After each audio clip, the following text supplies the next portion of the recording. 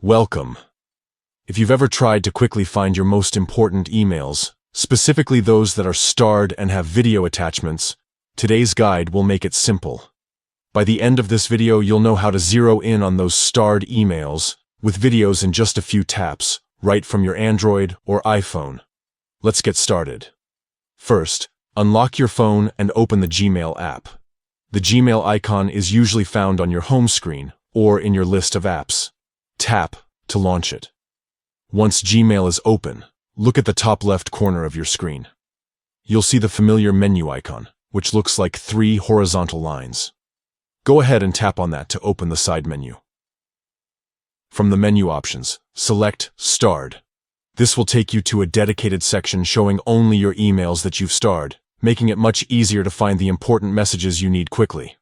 Now, let's narrow it down further to emails that include attachments. At the top, just below the search bar, you'll spot a filter that says Attachment. Tap on it. This instantly filters the starred emails, showing only those with attached files. Next, you want to zero in on video attachments. Look for the row of attachment types or filter options, which usually include categories like images, documents, and videos. Tap on Videos.